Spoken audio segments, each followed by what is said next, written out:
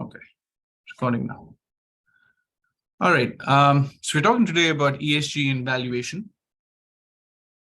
From the point of view of an investment manager of a pension fund who is performing a forecast for valuation purposes, he or she should ideally consider the potential impacts of environment, social, and corporate governance activities on the corporate strategy and firm performance.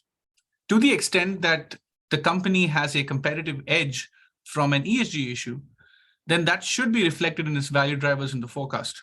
That is, it should have a higher sales growth, higher margin, a more efficient use of capital, or lower risk, and therefore a higher valuation.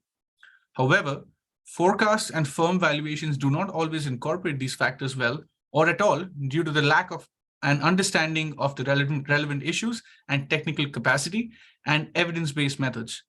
So to help the pension fund manager in such an endeavor, one can apply the value driver adjustment approach of Dr. Shramed. The common misconceptions with this approach, we want to emphasize that the ESG integration is not ultimately about achieving superior financial performance. That is to say that it is not about prioritizing social value, but about prioritizing economic value. Additionally, with regards to the materiality concept, that from an investment's perspective means that the issue can change an investor's investment decision, as it has a decent probability of seriously affecting the company's value drivers and therefore its valuation. Admittedly, there are serious data challenges in quantifying ESG impacts on corporate disclosure, as corporate disclosure on ESG issues is still limited and mainly unaudited. However, precisely given the lack of reporting standards, most of these data are not covered by quant models and therefore provide additional opportunities for alpha generation by fundamental analysts. The key message we're trying to send to the management of a pension fund here is that they need to stress the importance of consideration of material factors in their firm valuation, because the main misunderstanding between their investment analysts and sustainability analysts lie in that particular part. Quite often, the sustainability analysts do not understand the investment needs and bombard their counterparts with all the available sustainability data on a firm. And most of this data really proves to be of little use to the investment analyst, who may unjustly become cynical about all sustainability data. Over to you, Ed. Here, we will illustrate the value driver adjustment approach using Apple Incorporated. First, identify the industry and company-specific material ESG issues that impact on firm strategy and key financial value drivers of performance.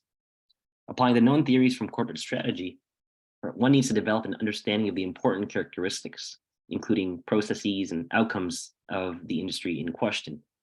For Apple, a manufacturer of cellular devices and computers, such factors may include high research and development, environmental waste, such as packaging waste, product waste, and energy efficiency. These material issues will affect cost as a value driver.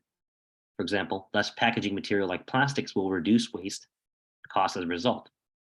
Second, determine the impact of material issues on the company and any relative advantage or disadvantage versus peers, as noted previously.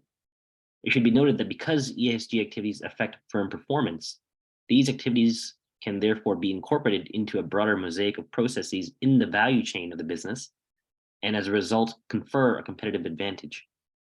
One will need to therefore determine how these activities fit and can lead to that advantage.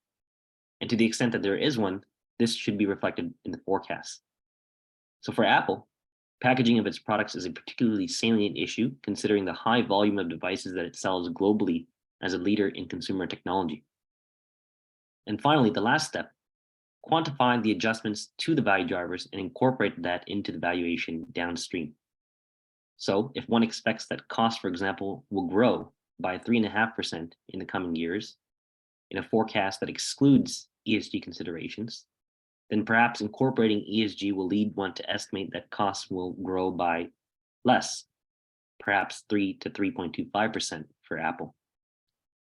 So with this approach, one can arrive at financial forecasts that are more reflective of the operations of a corporation, and valuations can then be subsequently derived using the outputs of such an exercise.